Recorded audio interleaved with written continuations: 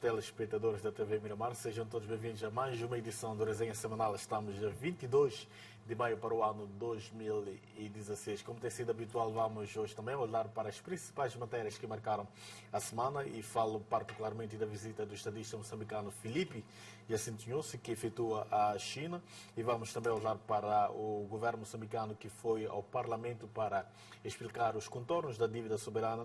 Vamos também fazer análise em relação ao convite que foi feito pelo estadista moçambicano Filipe Jacinto Nyusi ao presidente e líder da Renamo, Afonso Dhlakama. Ou seja, trata-se de um apelo, na verdade, que o estadista moçambicano fez ao líder da Renamo para que indicasse pessoas da sua confiança para a preparação, assim que preparação para o retorno ao diálogo. Vamos também olhar para as manifestações que foram agendadas pelos partidos extra-parlamentares para os dias 21 e 22 do mês 40. E para tal, conto com a presença dos panelistas residentes. Falo do Sr. António Muxanga, está aqui presente também o Sr. Silvério Rongwane, bem como a Esta Cigal. Queria, antes de mais, saudá-los e saber como foi a semana laboral de cada um dos panelistas, mesmo começando pelo Sr. Muxanga. Boa noite, Sr. Muxanga. A sua semana, como foi? Muito obrigado. Minha semana foi razoável.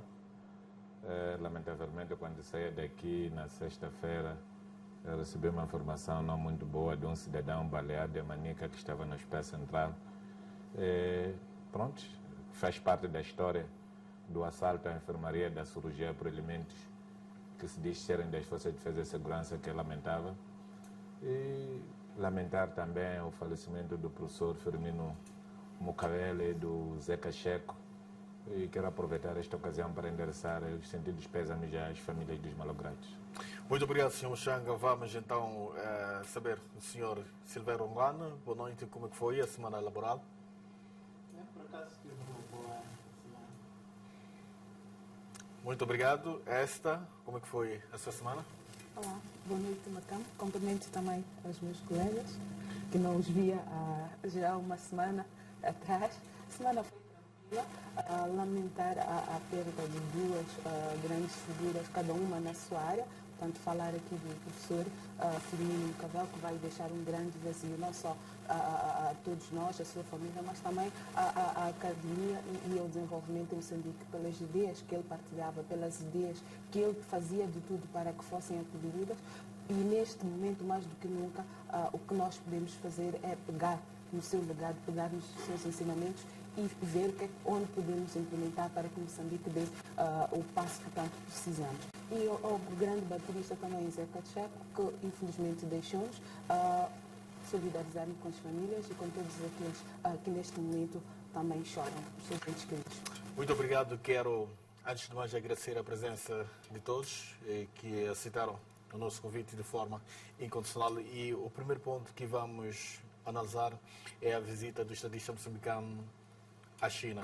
E gostaria de chamar a atenção do Dr. Rongwane, sempre que estiver a intervir, usar o seu microfone, por favor. E falando mesmo em relação à visita do estadista moçambicano à República Popular da China, gostaria de dizer que uma das grandes importâncias desta visita prende-se mesmo com o reforço à cooperação militar e de segurança. Vamos então tentar ouvir a opinião do Sr. Muxanga. Como é que olha então para esta visita que o estadista moçambicano Filipe Jacinto Nyusi está a efetuar à República Popular da China?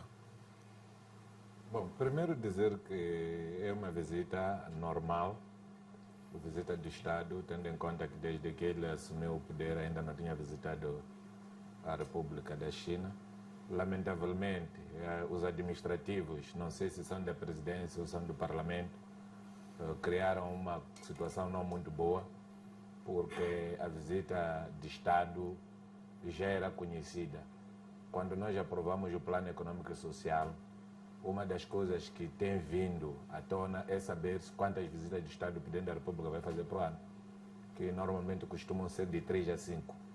E tenho entendimento de que esta visita já era conhecida. Não se diz em que países vai visitar, mas sabe-se que ele vai fazer 5 visitas de Estado, porque essas visitas são orçamentadas pelo valor que representa, o número de pessoas que tem que levar, e também porque o chefe de Estado chinês terá que vir ao nosso país. E também porque as visitas de Estado devem fazer-se acompanhadas por deputados. Lamentavelmente, ficou-se muito tempo, não se autorizou o presidente, veio-se criar uma reunião da comissão permanente na véspera, isso depois manchou um pouco, uma coisa que pode ser evitada no futuro. Em relação aos ganhos, eu acho que vou esperar para ver. A cooperação militar entre Moçambique e a China já existia desde a luta armada da libertação nacional. Eu recordo-me que alguém estava a contar que o primeiro país que deu bazuca, a primeira bazuca que os guerreiros da Frelimo dispararam era do Mao Tse-tung, que Mao Tse-tung é chinês. Mas já há outras coisas um pouco mais importantes do que essas coisas militares. É a cooperação para o desenvolvimento, vi que fizeram-se lá muitos acordos e a China prometeu também ajudar o país em matéria de mantimentos no momento em que nós temos esta situação da crise da dívida, em que não temos divisa. Quando alguém te dá comida é porque gosta de ti. Então, acho que é um ato normal e espero que os projetos que os chineses se comprometem a apoiar e possam cumprir efetivamente no bom sentido de ajudarem ao povo moçambicano. Muito obrigado, Sr. Muxanga. Vamos então ouvir a opinião do Sr. Silvério Ongwan. Dr. Silvério, tendo em conta o atual contexto econômico do país, que ganhos é que Moçambique pode ter com esta visita que o estadista moçambicano Filipe Jacinto Inhosso efetuou à China? Gostaria também por cumprimentar os espectadores, dizer, bom, como já dizia na semana passada, no âmbito da separação de poderes, o chefe do Estado, também chefe do governo, tem a sua agenda, o seu plano de trabalho, nós respeitamos e acredito que essa visita deve se enquadrar no seu plano de atividades. Agora, quanto ao momento em que ela acontece, bom, depende da leitura, pode ser considerado problemático, porque como acontece num momento em que o nosso país acaba de ser abandonado pelos seus parceiros tradicionais, pode ser visto também como uma fuga para frente, até pode, digamos, colocar a China como parceiro da segunda categoria, portanto, uma vez fomos abandonados, depois fomos para aqueles, mas para todos os efeitos, cabe ao próprio chefe do Estado, ao seu governo, planear as visitas que acham que devem fazer, visitar os países que acham que devem fazer, portanto, vamos ver. Penso que uma visita de Estado, em princípio, não tem ganhos imediatos, mas vamos ver o que é que acontece disso.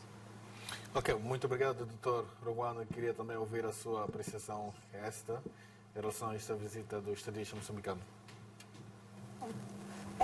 É uma visita de trabalho, uma visita normal, portanto, uma visita que o chefe de Estado agendou, e Muxanga disse bem.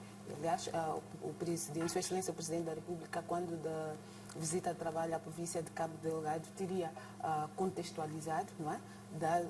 Deixou claro que esta visita foi planificada ano passado, por vários motivos ela não aconteceu e neste momento é que ela acaba se efetivando. Portanto, a situação que nós estamos a passar a nível doméstico, a relação que tenta se fazer com a dívida pública do país, com o fato de alguns parceiros nossos de cooperação terem posto, portanto, em banho-maria, enquanto ainda tentam perceber o que é que efetivamente aconteceu e quais são as possibilidades, ou até que ponto o nosso endividamento está, não tem absolutamente nada a ver com esta visita. É uma questão apenas de timing, há uma coincidência entre esta visita e o que nós estamos aqui a passar, porque relações com a China nós temos já há muito tempo. Aliás, a China é um país irmão de Moçambique, é daqueles países que sempre esteve... Pode usar o microfone do Dr. Ongwan, por favor, só para dar continuidade à sua intervenção.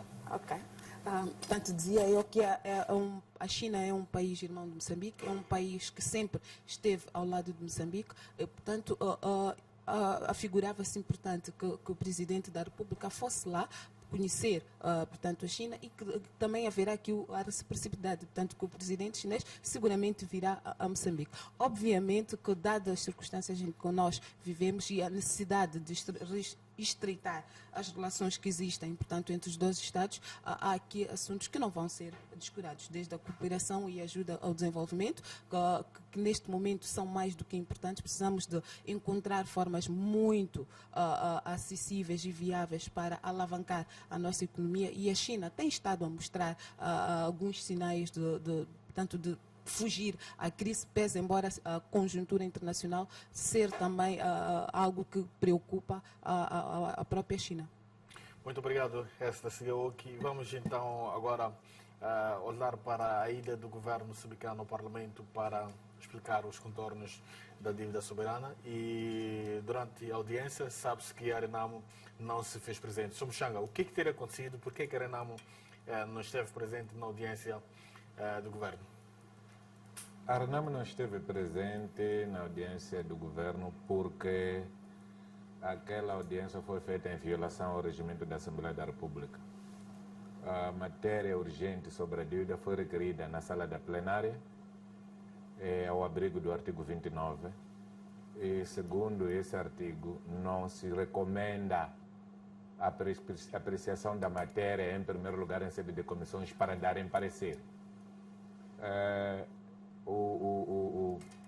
A questão da dívida está enquadrada no artigo 200 e artigo 201, pedido de informação ao governo ou perguntas ao governo. Portanto, a nossa prática é que esse momento de perguntas ao governo ou pedido de informação não passa pelas comissões especializadas. É um assunto que envolve 250 deputados e não apenas a um determinado número, que neste caso a ideia era que tivessem na sala 34 deputados, representando as duas comissões, e graças a Deus foram para lá 16, onde um era do MDM e 5 da Frelimo.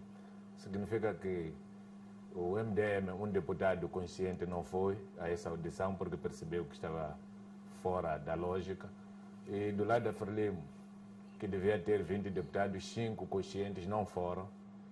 E nós tentamos procurar perceber quem teria convocado aquela sessão. Até dia 16 não se sabia quem teria convocado o governo, apenas ouvimos que havia vontade expressa do ministro das Finanças de ir às comissões especializadas em violação ao regimento. No dia 17, o Dr. Enéas Comite, não sei motivado por quê, é quem faz o convite ao governo com menos de 24 horas para o governo vir à Assembleia da República. Portanto, nós metemos uma carta de repúdio a essas atitudes e estamos satisfeitos porque a senhora Presidente da Assembleia da República reconheceu que efetivamente houve violação, e na segunda-feira haverá a sessão da Comissão Permanente que tinha sido agendada na última sessão para o dia 23. Essa sessão vai ter lugar, que é para se analisar essas nuances. A nossa proposta, tendo em conta que a matéria é urgente, é que os deputados deverão ser solicitados para não voltar em junho, mas para voltar um pouco cedo, porque o local onde o governo tem que explicar a dívida não é nas comissões, é na sala de plenário, com publicidade à altura de todas as televisões que vão precisar de transmitir em direto, e todos os deputados colocaram os argumentos que melhor acharam para que a situação da dívida seja esclarecida. Ou seja, aquele não foi o espaço ideal para essa audição, não? Não é ideal para explicar a situação da dívida. Ok, muito obrigado, Sr. Mushanga. Vamos então tentar perceber, Sr. Silvério Ronguana, como é que analisa então esta audição? Bom, primeiro é preciso dizer que o MDM, portanto, é um partido que respeita profundamente as decisões e as leituras que são feitas pelos outros partidos, e com isso não é obrigado a concordar, não é? Mas tem um profundo respeito à agenda, à organização e às decisões que cada partido tomar. Não? No caso vertente, a Renamo achou que não devia ser assim, fez a leitura que fez, que nós respeitamos, mas não significa concordar.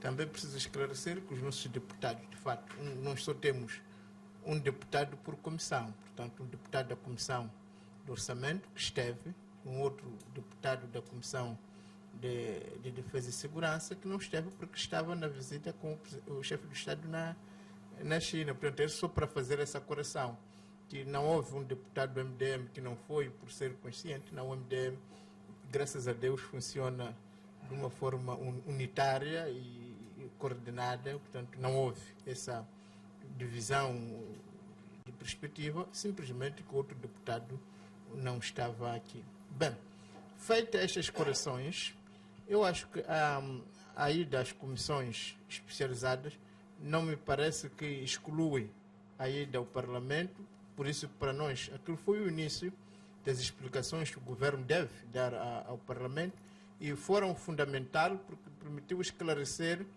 e mostrar algumas nuances que nós já havíamos defendido. Por exemplo, quando o ministro das Finanças foi lhe perguntado sobre por que não houve essa informação ou não houve esse pedido da concessão desses empréstimos ao Parlamento, ele teria dito que fomos ditos que, como se trata de uma questão de segurança do Estado. E acho que isso é fundamental, porque o primeiro-ministro já havia dito que ele, não é? Portanto, não fomos porque achamos assim. Portanto, parece que ficou claro que há uma divisão de perspectiva. Portanto, o primeiro-ministro assumiu a não ida ao Parlamento como concordando com ela e o ministro das Finanças, da Economia e Finanças, distanciou-se. Portanto, significa que o próprio governo parece não ter uma posição única sobre esta matéria. A segunda questão que é preciso perceber é que a partir do momento que o governo diz nós não fomos porque achamos que estávamos a guardar a segurança do Estado, ou seja, abriu a hipótese, não é? Porque se nós concordarmos com este princípio de que qualquer indivíduo achando que isto tem aquela consequência pode violar a lei. Por exemplo, estamos a dizer, se o governo não cumpriu a lei por razões de segurança do Estado, significa que um transente pode, a polícia mandando parar, não parar, achar que, bom, aquele polícia vai me fazer cobranças inúteis. Ou o próprio Ministério das Finanças, por exemplo, imaginemos uma instituição que dissesse assim, bom, eu não vou entregar a despesa, a receita consignada de receitas próprias ao ministro, porque o ministro pode usar este dinheiro para a corrupção ou para os seus interesses particulares, ou se uma criança em casa, bom, eu não vou declarar, vou pegar esse dinheiro do papá sem ter pedido, porque o papá vai usar isso nas suas bebedeiras. Portanto, parece-nos que o princípio que o governo está a alocar não só é perigoso e pernicioso para o Estado, como até para as famílias, porque imaginemos, se alguém diz, bom, não vou pagar dízimo porque o seu pastor vai usar isto para fins, digamos, não lícitos. Portanto, a lei não pode ser, a lei não se coaduna com esse tipo de colocações. Ninguém pode achar que eu não vou cumprir a lei por causa disso e daquilo. Portanto, a violação da lei é sempre um crime e deve ser desencorajado. A partir do momento que é o próprio governo que acha-se no direito de não cumprir a lei, alegando esta e aquela razão, é preciso que se saiba que está a abrir espaço para que dentro das empresas, por exemplo, um jornalista daqui de Miramar, não é de ir ao trabalho hoje por causa disso. É preciso que fique claro que a lei é dura, mas é lei. Portanto, se nós temos um governo que está sempre a apelar ao cumprimento da Constituição, das leis, como é que foi capaz, neste caso vertente, de não cumprir a lei alegando isto ou aquilo? Portanto, parece-nos que este princípio de não cumprimento da lei alegando isto ou aquilo é uma ameaça não só ao Estado, não só às leis, mas é uma ameaça às nossas instituições, é uma ameaça às nossas famílias, é uma ameaça a uma sociedade civilizada e organizada, pelo que deve ser desencorajado. Portanto, significa isto que há um reconhecimento tácito, claro, de que o governo violou a lei, e se violou a lei, cometeu um crime, e se cometeu um crime, este crime tem de ser punido. Portanto, há mais uma razão, portanto, desta audição, ficou claro que há mais uma razão para, de fato, se prosseguir em frente, explicando a situação, o contexto em que foram feitas essas dívidas no plenário, que é para aqueles que de fato são culpados, como há um reconhecimento já, serem responsabilizados. Mas o ministro das Finanças mostrou conhecer coisas que nós julgávamos que se calhar nem conhecesse, porque quando lhe perguntaram, olha, onde é que está o dinheiro ele terá afirmado que este dinheiro foi utilizado para pagar diretamente aos fornecedores. Bom, para já admira que o Estado moçambicano possa fazer uma encomenda e pague na totalidade a encomenda antes de ter recebido. Parece que isto viola todas as regras de contabilidade e de boa prática. Mas para todos os efeitos, a partir do momento que o governo assume que tem conhecimento de como esses pagamentos foram feitos, porque nós pensávamos, bom, tratando-se de uma empresa, o ministro das Finanças, o primeiro-ministro não estaria a corrente como é que esse dinheiro foi usado. Mas a partir do momento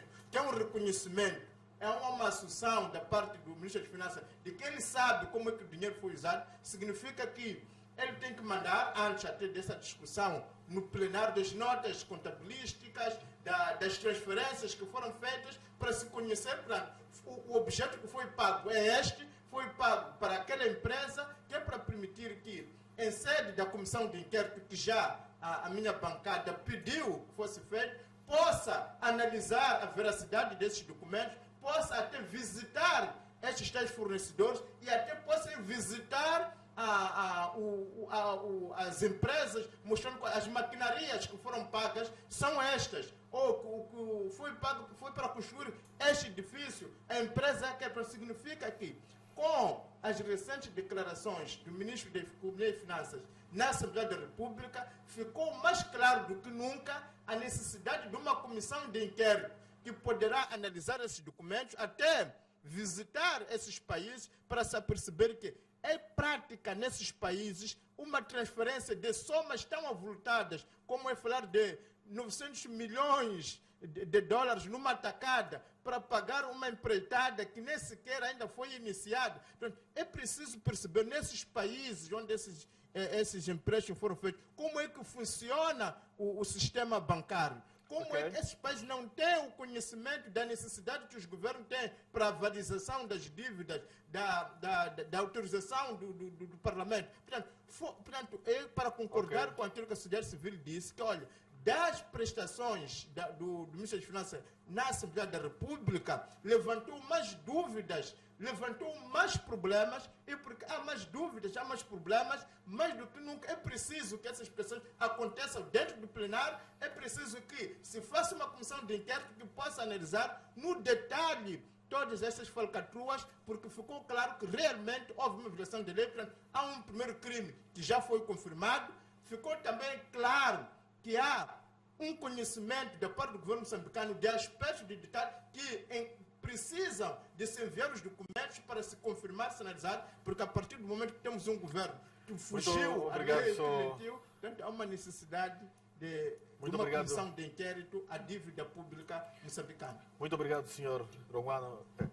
O Sumuxanga dizia aqui que fez referência aqui que não é em sede das comissões especializadas que deve ser analisada esta questão, e mais do que isso, o Sr. Ronguano disse há pouco tempo que há uma necessidade de criar-se uma comissão de inquérito para averiguar e tentar perceber um pouco mais o que teria acontecido para a contratação dessas dívidas todas. Como é que olha primeiro essas duas posições, e depois queria ter também a sua opinião em relação à ida do governo para explicar os contornos da dívida soberana? Sim, eu penso que uma posição não pode automaticamente excluir a outra. Aliás, este processo começou com uma conferência de imprensa, portanto, uma apresentação pública de Sua Excelência, o Primeiro-Ministro. Portanto, ele foi o primeiro, portanto, em nome do governo, a falar, a explicar ao povo moçambicano e ao mundo, no geral, porque, afinal, esta questão já transcende, portanto, o domínio nacional. Nós temos hoje os nossos parceiros de cooperação, temos hoje os países da região, todos a tentarem perceber, afinal, em que é que Moçambique está metido e como é que nós estamos a planificar ultrapassar esta situação. Pelo que esta audição do Primeiro-Ministro foi acompanhada por todos, por todo o mundo, por todos aqueles que se interessam diretamente e não só pela situação de Moçambique. Portanto, depois disto, temos aqui o Ministro da Economia e Finanças a ir para a Assembleia da República, esteve com as comissões do Plano de Orçamento, Defesa e Segurança. De novo, não acho que este seja o último passo. Eu tenho sempre defendido que, mais do que senso comum, mais do que navegarmos naquilo que são espaços comuns, nós precisamos de perceber o que é que efetivamente aconteceu para que possamos ficar claros. Neste momento, tudo aquilo que nós sabemos, é o que nos foi avançado por alguma imprensa estrangeira, é o que tem nos sido revelado nestes encontros, portanto, nestas aparições do governo, através do primeiro-ministro numa primeira fase e agora do ministro no Parlamento. Portanto, aí, quanto mais fala-se na questão, quanto mais dados são aqui apresentados, mais dúvidas suscitamos. E mais uma vez, eu espero que o Parlamento esteja efetivamente a organizar-se, esteja efetivamente a recolher, portanto, aquilo que o povo quer perceber, aquilo que são as ondas de penumbra decorrentes destas duas apresentações, portanto, destas duas aparições do governo, e façam perguntas que levem à busca de respostas, porque nós precisamos de sair de espaços comuns. Eu defendi há 2, 3 programas atrás que nós, neste momento, estamos a fazer acusações, já temos até culpados, já temos sentenças, já temos tudo isto, mas ninguém aqui é capaz de efetivamente dizer o que é que foi feito. Assumíamos nós, por exemplo, que damos eco a perguntas de onde é que está o dinheiro, que não é possível que este dinheiro tenha sido todo ele gasto. Apareceu agora o ministro a dizer que não, efetivamente o governo pagou a totalidade deste valor. Aliás, há uma publicação estrangeira que também faz referência a 863 milhões de dólares que foram pagos a uma certa empresa. E traz até mais nomes, traz mais figuras alheias ao governo envolvidas neste negócio. Então, é disto que nós precisamos, de saber efetivamente o que é que foi pago e até que ponto estas coisas que foram pagas são do interesse real do cidadão. Se o governo sempre disse que foram feitas despesas ou foram contratados empréstimos para, por um lado, lidar com questões da nossa segurança interna, para reforçar a capacidade, portanto, da MAM, que, aliás, ficamos também, é preciso frisar isto, ficamos a saber por via desta audição do ministro ao Parlamento, que a MAM, por exemplo, não está em condições de pagar a primeira tranche. Então, são estas questões que nós precisamos de perceber. Não estando em condições de pagar, o que é que sucede? Como é que fica? Porque o governo, por um lado, tem estado sempre a dizer que não, nós avalizamos estes negócios. Portanto, não são empréstimos diretamente do governo, mas do Estado dizia, mas que o Estado moçambicano avalizou. Ora, se esta empresa MAM não está em condições de pagar, precisamos de perceber até que ponto, não é? O que é que acontece? Quem é que toma conta? E é aí onde entram as responsabilidades. Porque, eventualmente, esta MAM tem, como sempre defendi, tem alguém responsável. Há alguém que está em frente desta empresa. Há quem que assinou estes papéis, assinou estes empréstimos. Então, nós vamos aí procurar perceber como é que estas pessoas, como é que estes interesses vão ser acautelados por parte do Estado. Ok, muito obrigado. Vamos então agora observar o nosso primeiro intervalo e voltamos daqui a alguns instantes. Não sai daí e até já.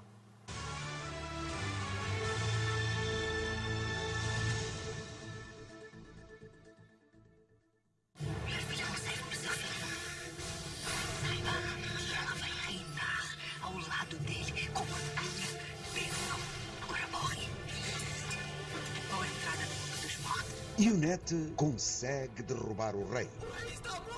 E o desespero toma conta do palácio. Os 10 mandamentos. Se haja algum culpado pela morte do rei, ele deve ser encontrado e executado. Os 10 mandamentos.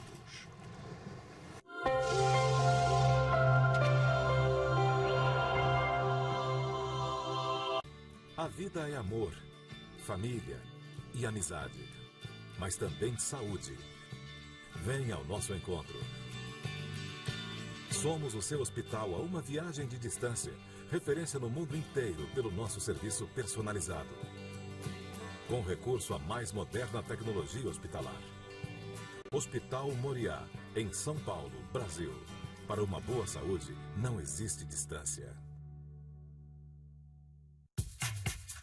Olá, eu sou 84 registrado. Faz como eu e registra o teu 84. Deve ser responsável incluir todos os dados importantes no formulário. Em qualquer lugar, Registra já para não teres o teu 84 barrado. Com o teu 84 registrado, desfrutas das vantagens sempre que a Vodacom tiver um concurso. Não é fantástico? Ainda não estás ligado à melhor rede? Faz como eu e registra 884. Vodacom, tudo bom para ti.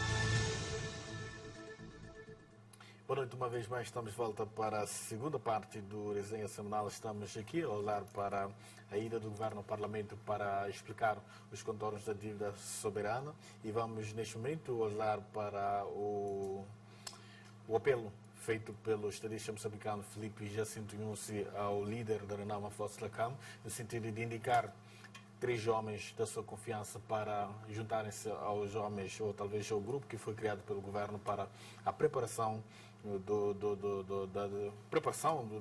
diálogo entre o governo e a Renamo. E sobre essa questão, queria primeiro tentar ouvir o Sr. Mushanga. Sr. Mushanga, a Renamo já indicou os seus homens para a preparação desta retomada do diálogo. Isto é um sinal de trabalhos que serão feitos para que o Moçambique volte a viver uma paz efetiva? Ou como é que interpreta, então, este passo que foi dado neste momento? Bom, deixa-me primeiro dizer que o Ministro das Finanças também tem culpa no cartório. Ele não pode dizer o governo cessante. Quando ele foi mandatado para renegociar a dívida. Quando descobre que há outras dívidas escondidas, era a obrigação do bom menino voltar para casa, porque o Ministro das Finanças foi o governador do banco, sob o risco dele ter rasgado todo o currículo dele. Os avales são autorizados pela Assembleia da República, sempre que esse exercício ultrapasse um exercício econômico, significa um ano fiscal.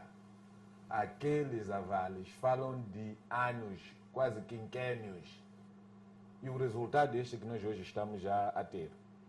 Não pega esta explicação de que contornaram por cá a Renamo. No Banco Central, o Banco de Moçambique, há elementos da Renamo. Por que não informaram o Banco de Moçambique? No Tribunal Administrativo, há elementos da Renamo. Por que não comunicaram o Tribunal Administrativo? A pergunta que se coloca é: por que evitar os deputados da Renamo, se os deputados da Renamo também são tão moçambicanos como os outros? O material comprado, será que a Renamo tem bases no mar?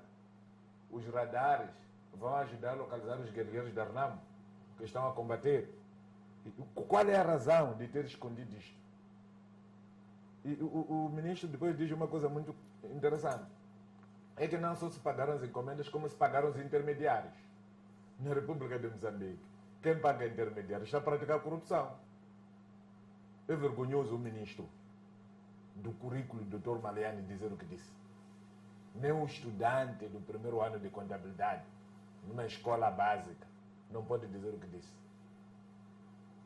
Então, estamos a ver que estamos a ser governados por pessoas que têm problemas de competência técnica. Então a explicação do ministro ainda não satisfaz a Renamo?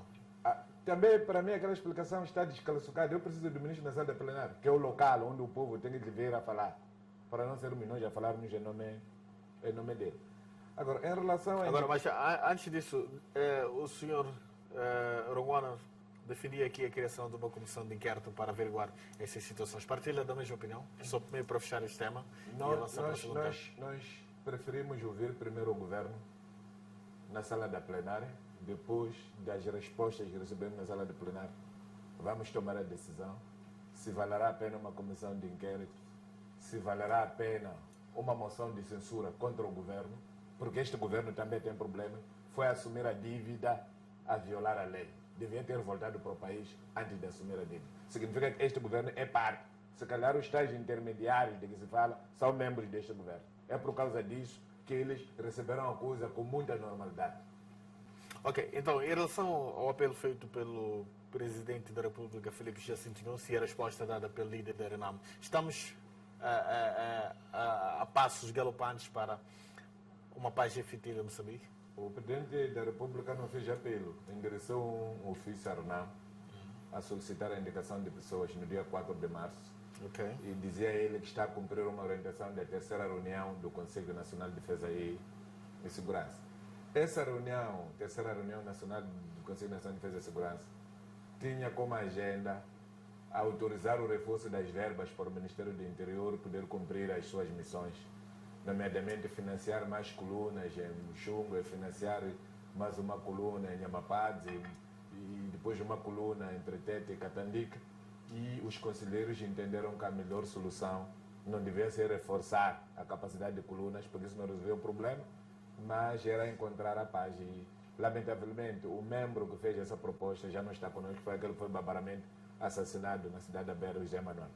E, portanto, quero agradecer a Deus pela inteligência que ele teve, porque os ganhos da proposta dele parece que agora estão próximos.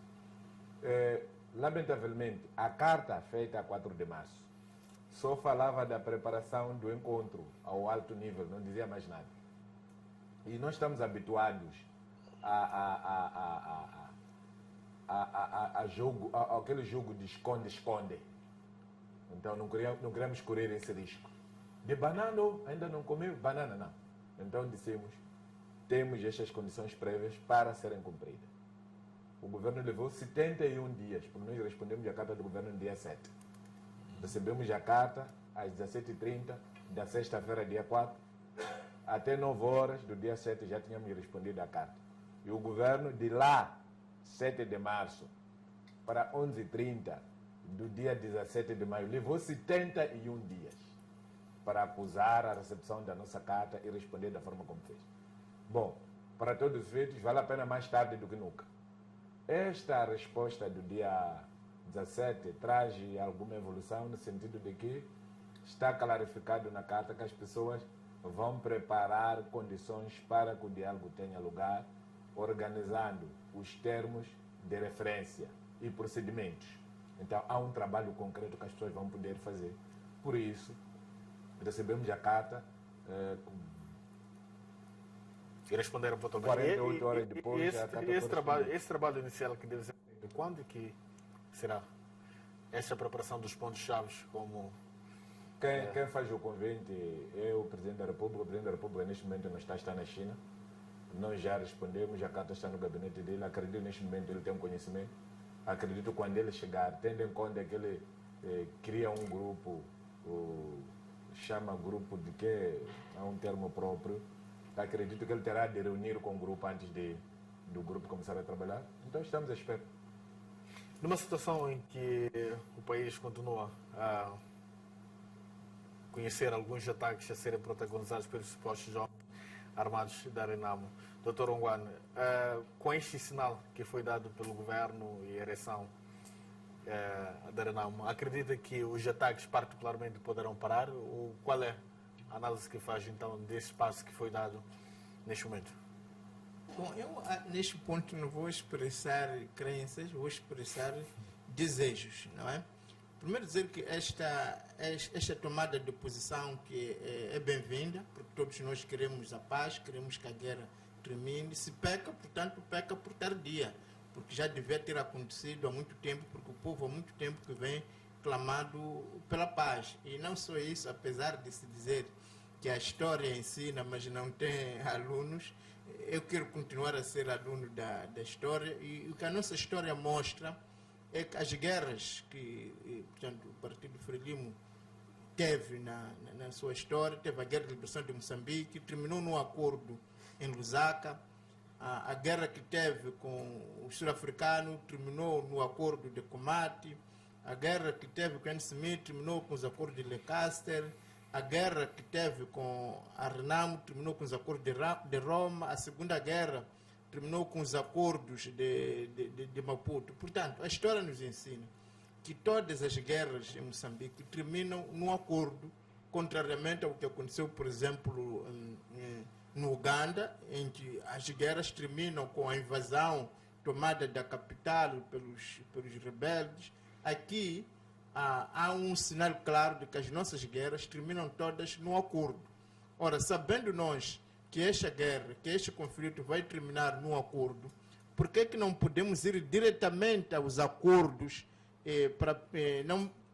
para evitar a morte de pessoas, a destruição de bens? Portanto, para dizer que o que nós desejávamos, o que o povo acredita também que deseja, é que este convite, este início de diálogo, fosse acompanhado já por declarações unilaterais, por exemplo, é uma proposta de cessação de hostilidade, de boa-fé, de boa vontade. Portanto, se as duas partes, a partir do momento que mostram este desejo de conversar, de dialogar, de negociar, de terminar com a guerra, também podiam, isso seria muito importante, seria bem-vindo, também fizesse declarações unilaterais de cessação de hostilidade, de um cessar-fogo, que é para permitir até que essas equipas negociais, que o tal encontro de alto nível possa acontecer num ambiente de calmia, num ambiente de entendimento. Porque nós, como defendemos sempre a paz, o diálogo, a negociação,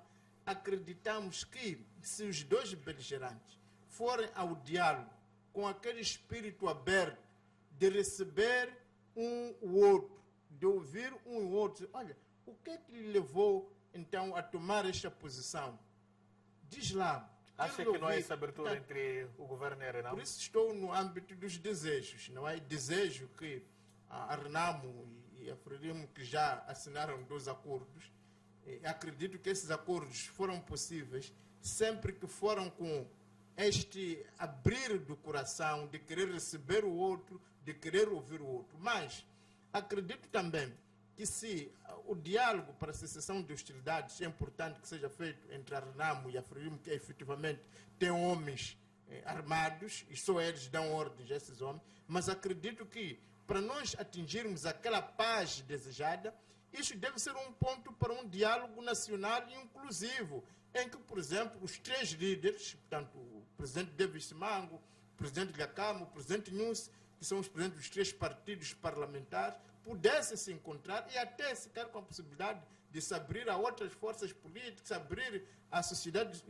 civil, em que todos nós moçambicanos pudéssemos encontrarmos. Afinal, o que é que está a nos levar a guerras cíclicas? O que é que está a nos levar a nos matarmos uns aos outros, a nos odiarmos uns aos outros? E ali podíamos todos juntos, como irmãos, de coração aberto, cada um dizer o que lhe vai no coração e tentarmos encontrarmos uma plataforma de entendimento definitivo para todos. Porque se nós começarmos este diálogo já com exclusões, se esses 2 partidos acharem que são os únicos que têm o monopólio da paz e da violência, penso que não seria bom para o país. Portanto, o apelo que eu faço é que seja um diálogo inclusivo e que todos possam estar lá para dizer o que lhes vai na alma e que, sobretudo, estejamos abertos para ouvirmos uns aos outros. Muito bem. Esta retomada ao diálogo, não vamos assistir uma vez mais sessões que, no fim, não há mesmo um entendimento por parte do governo e a Renamo. A última vez que tivemos o diálogo entre o governo e a Renamo foram sessões e que não resultaram em grandes resultados, passe a expressão, e o país continua até hoje a assistir a ataques em alguns pontos do país. Bom, eu não diria que não resultaram em grande coisa. O Centro de Conferências João Kishi-san, acho que foi depois de 104 ou 108 rondas, não me recordo. Mais de 100 rondas, não é? Produziu algumas coisas. A lei eleitoral que nós temos hoje saiu do Centro de Conferências João Kishi-san. E mais, esta lei é 100% reflexo daquilo que a Renamo levava para a mesa. Portanto, tivemos o acordo de cessação de hostilidades, que também foi também parte do que se ali pretendia chegar, negociar-se a paz ou estabelecer-se a paz efetiva em Moçambique. Infelizmente, parece-me que todos estes acordos, todos estes pequenos ganhos, não chegaram portanto, ao resultado final, aquilo que seria a pretensão final, não é? O que nós estamos a assistir hoje, ou o que nós esperamos hoje, pelo menos aquilo que são as minhas expectativas, é que nós tenhamos efetivamente um diálogo franco. É necessário que o governo diga honestamente isto, eu sempre defendi e volto a frisar. É necessário que o governo seja muito claro naquilo que ele pode dar, até onde ele pode ir. Do mesmo jeito que eu acredito que a Renamo vai levar aquilo que são as suas pretensões, aquilo que ela efetivamente pretende, aquilo que ela quer, não é? O que não se pode acontecer, o que nós não podemos continuar a fazer é andarmos às voltas, é andar aos círculos. Penso que não vai adiantar muito continuarmos naquelas manobras de entretenimento, de até de ganhar tempo, podemos assim dizer. Ou é sim ou é não. E aquilo que nós podemos discutir, nós vamos, portanto, encontrar aqui um meio termo. Grandes decisões ou grandes alterações, se partirmos do princípio que aquilo que nós já ouvimos, que era uma das pretensões da RENAM ou do líder da RENAM, é governar nas províncias em que ela acredita ter ganho as eleições, e eu penso que, mais uma vez, é preciso que fique claro como é que vai chegar, portanto, a essa possível governação, se isso fizer parte da agenda, não é? Porque o que o presidente fez foi, mais uma vez, pedir que o líder da RENAM, ou instar o líder da RENAM a apresentar aqueles que seriam o seu rosto na definição dos procedimentos, na definição dos termos de referência e também, provavelmente, de uma agenda. Portanto, agenda de diálogo ao mais alto nível. Porque o Presidente da República, quando tiver este encontro com o líder da RENAM, ele deve ir lá com fatos muito concretos para, portanto, serem discutidos e levar possíveis soluções. Não acredito que nesta fase nós ainda estamos em condições de ter um encontro à porta fechada ou não, de 2 horas, depois ter um aperto de mão e continuarmos com incerteza. O Rumbano disse aqui uma coisa que eu concordo muito, não é? Mesmo depois deste aceno, portanto, desta resposta favorável da RENAM ao aceno do Presidente da República, nós continuamos a assistir a ataques. Portanto, perderam-se vidas nesta semana, não é? Não sei se vale a pena continuarmos aqui a discutir se seriam supostos homens da RENAM, seriam outros bandos errantes, se existiria uma terceira força. Não sei se isto vale muito a pena, porque vamos provavelmente terminar este programa em alvoroço, não é? Mas fato é que nós continuamos a viver exatamente a mesma situação que tínhamos durante antes da sessão do acordo da assinatura do acordo de cessação de hostilidades. Temos exatamente a mesma situação que vivíamos antes portanto, do Presidente da República ter resposta da RENAM, antes do Presidente produzir esta carta. Portanto, estamos exatamente no mesmo ponto no que respeita à liberdade de circulação de pessoas e bens, no que respeita à possível estabilidade, portanto, que todos nós almejamos. Então, eu penso que isto tem que ficar claro, que precisamos de pôr um ponto final, não significando, portanto, uma barganha a qualquer custo, porque se nós continuarmos a insistir numa barganha a qualquer custo, provavelmente vamos ter aquilo que vivemos durante estes 20 anos, não é? Em que alguém vai continuar a manter uma pedra baixo do pé e quando prováveis exigências não forem satisfeitas, é só levantar, tirar o pé, pegar na pedra e arremessar. E em contrapartida temos também outros partidos políticos. Eu sempre defendi muito isto. Obrigado. Um possível diálogo tem que ter em conta que o Moçambique é de todos nós. E provavelmente é chegada a altura de pararmos com esta bipolarização, portanto, dos assuntos de defesa e segurança, como também de estabilidade. Muito obrigado, Esther. Vamos então observar o nosso último intervalo e voltamos daqui a alguns instantes. Não sai daí e até já.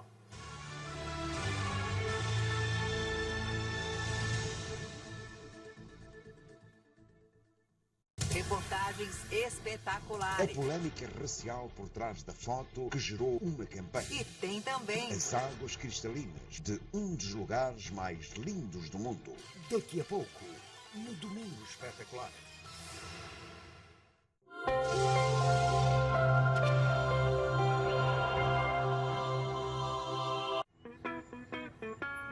Muito obrigado.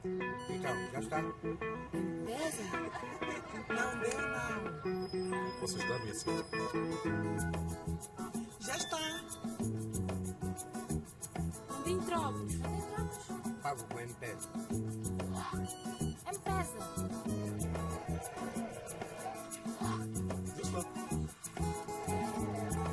Quanto pagaste que eu estava com o meu braço? Não, você tem M-Pesa, por que não transfere? Não, olha, tu és meu braço. Vamos encontrar. Ok, vamos encontrar na esquina.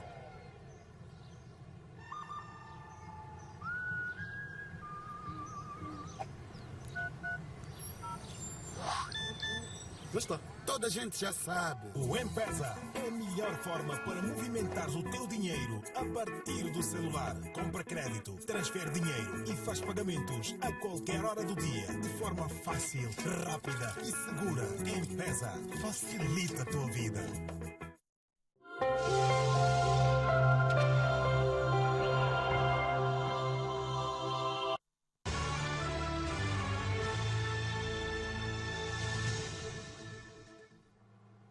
Boa noite, uma vez mais estamos de volta para a terceira e última parte do Resenha Semanal e vamos agora olhar para as manifestações que foram inicialmente agendadas para o passado dia 21 e 22 do mês corrente pelos partidos extra-parlamentares, e é uma manifestação que foi anunciada pelo senhor João Massango, que na última sexta-feira acabou aparecendo publicamente também a mostrar incertezas em relação à realização da mesma, porque foi supostamente agredido por desconhecidos. E daquilo que nós percebemos é que com esta manifestação queriam repudiar a situação que o país vive atualmente. Estamos a falar da questão da dívida soberana, estamos a falar dos preços dos produtos alimentares. Há muita coisa que foi arrolada aqui. Vamos então tentar perceber, senhor Ronguana. Sr. Ronguana, como é que olha então para essa questão? E estamos a falar de partidos políticos extraparlamentares que acabaram até trocando certas acusações publicamente. Pareceu-nos que houve uma falta de entendimento, e é quem diz que houve envolvimento de certos valores monetários na ordem de 300 mil euros que foram financiados pela União Europeia. Bom, eu não queria entrar muito na fofoca. O que digo é que nós, como partido, respeitamos as agendas, as atividades, os posicionamentos e as estratégias dos outros partidos políticos. Portanto, nutrimos um profundo respeito por isso, na mesma medida que também queremos ser respeitados. Este é o primeiro aspecto. O segundo aspecto, é preciso também entender que o direito à greve, o direito à manifestação, para além de ser um direito consagrado na nossa Constituição, é um direito humano básico, porque da mesma maneira que do ponto de vista singular, individual, as pessoas têm direito de gritar, de chorar, de rir. Portanto, significa que também as sociedades, portanto, é uma negação brutal quando, por exemplo, se este indivíduo não pode chorar, ou que não pode rir, ou não pode dançar, não pode mostrar a sua concordância ou a sua discordância. Portanto, parece que as sociedades humanas têm a necessidade de manifestar ou a favor ou contra, mostrando a concordância ou a discordância, têm direito de gritar e chorar quando vir que alguém está a lhe pisar os calos, de gritar quando achar que tem que apoiar aquela outra pessoa. Portanto, eu penso que nós não devemos ter problemas com o conceito, com a ideia da manifestação, tanto mais que a nossa Constituição, que não foi imposta, é produto daquilo que é a nossa história, daquilo que é a vontade dos moçambicanos, salvaguarda o direito à manifestação, e a partir do momento que é constitucional, significa que pode ser praticado quando um grupo, quando a sociedade achar que é necessário. Aliás, é preciso também lembrar que já há semanas que tem circulado SMS a falar destas e daquelas manifestações. Para dizer que, para mim, não vejo que seja um problema, e acho que também devemos progredir no sentido de não diabolizar as manifestações, não termos medo delas, porque acabamos, se calhar, até dando a essas manifestações um valor superior ao que elas próprias representam, porque nós não queremos aceitá-las, não queremos incorporá-los no nosso constitucionalismo. Portanto, se é verdade que o organizador desta manifestação, o Partido Verde, foi efetivamente agredido, é um ato que deve ser condenado, rejeitado em toda a linha, porque efetivamente trata-se de um direito, uma manifestação que foi avisada da polícia. Portanto, parece-me que não é algo que deve nos assustar, é algo que devemos aprender a conviver com ela, mas, como digo, trata-se de uma atividade, de um grupo de partidos políticos, de lideranças, muito obrigado, que entendeu convocar a população, e nós, como outro partido, também respeitamos estas decisões dos partidos. Muito obrigado. Écita, qual é a sua análise então em relação a esta manifestação em que até a última sexta-feira, amanhã ou durante o dia da sexta-feira passada, o organizador da mesma acabou mostrando algumas incertezas porque teria sido espancado por desconhecidos? Bom, Eu penso que isto foi um capítulo muito engraçado, não é? Então, o que me importa a termo é que efetivamente manifestar é um direito que nós temos, está consagrado, é um direito adquirido. O que nós temos que fazer é formalizar-nos, é simplesmente informar as autoridades, não é? E esta em particular, em que os organizadores falavam de 1,5 milhão, portanto, de cidadãos, é uma super mega manifestação. É preciso tomar alguns cuidados, até mesmo para que não houvesse aqui, não transformasse em uma greve, por exemplo, não é?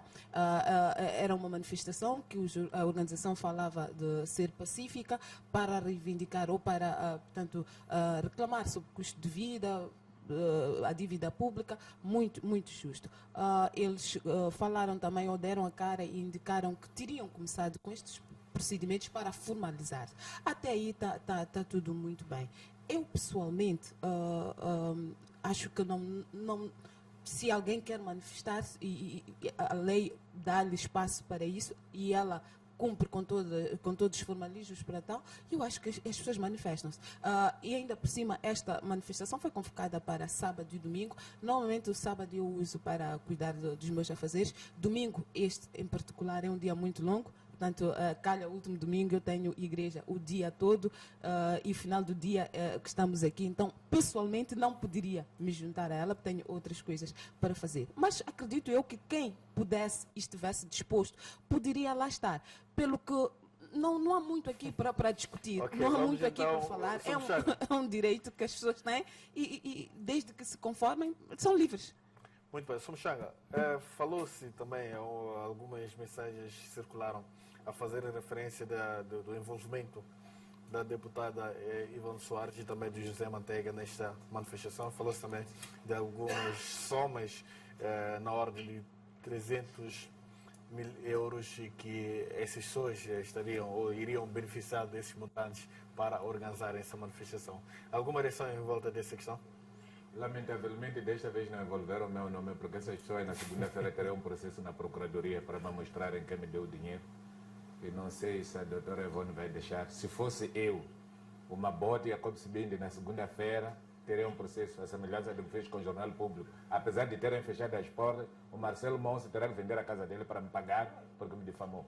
Agora, o que estás a dizer, antes de responder a isso, eu gostaria de dizer que não é verdade que a doutora Ivone Soares esteja envolvida nesse assunto, o deputado Manteiga esteja envolvido nesse assunto. Aliás, o próprio deputado Manteiga tem problemas financeiros, estive a falar com ele, preocupado com um valor muito simbólico para realizar uma atividade muito simples que ele tem esta semana, porque ele vai graduar. Portanto, não havia de ter tanto dinheiro para gastar, a financiar coisas que não tem pé nem tem cabeça. Aliás, o presidente da RNAM disse claramente o que nós temos que fazer agora é ouvir e perceber que da crise econômica quem vai sofrer é o povo moçambicano em vez de festejar. Portanto, eles mesmo que tivessem dinheiro estavam proibidos pelo partido a financiar esse tipo de atividade. Lamento que este país não tenha serviço de informação e segurança do Estado ao serviço do Estado. Limitam-se a ouvir boateiros do tamanho de Miguel Mabote e a Copsibinde. E depois quem não conhece Miguel Mabote pensa que está com uma grande pessoa. Miguel Mabote é uma pessoa muito perigosa, do tamanho superior ao do diabo. Eu tenho histórias que eu a contar aqui, muita gente até pode cair. Que histórias são essas, Somchanga? São histórias muito tristes do passado e presente do Mabote, como é que o Mabote vive. Então, o que eu gostaria de dizer, uma tabela apareceu aqui a juntar os três para um debate. E ficou claro que não há possibilidade de juntar aquele tipo de pessoas, por exemplo, para negociar a paz com eles. Então, há pessoas que não podem ser juntadas. Eles não se entenderam em fórum próprio. Tinham o local. Eu não sei se essa coisa de oposição construtiva não tem Assembleia Geral, porque deviam ter requerido o presidente da Assembleia Geral para impugnar o quê? A decisão que o Massango tomou em nome de quê? Do grupo. No lugar disso, andaram aí a... Quer dizer, coisas terríveis. E Mabote apresenta-se como pastor da igreja. E a Copsibinde diz que faz oração de hora em hora. Até tem uma coisa aqui na casa. Quer dizer, coisas terríveis e vergonhosas. Pelo que nós, graças a Deus, não estamos envolvidos naquela situação. lamento efetivamente o que aconteceu com Massango, porque o Massango precisa de ser chamado a atenção de outra maneira, ainda foram como fizeram. Porque podem ter promovido o Massango pode ser mártir, porque sofreu. E isto é perigoso, você anda a promover pessoas muito pequeninas por causa da sua atividade, que não... Então, eu penso que o povo moçambicano é consciente, sabe o que quer, como quer e onde é que vai. Nós, como representantes legítimos do povo, vamos ouvir o governo em plenária da Assembleia da República.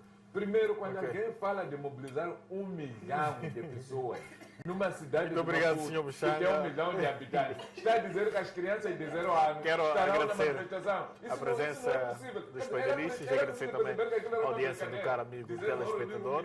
E nós voltamos no próximo domingo, quando forem pontualmente 20 horas. Ótima semana de trabalho a todos os telespectadores. Boa noite.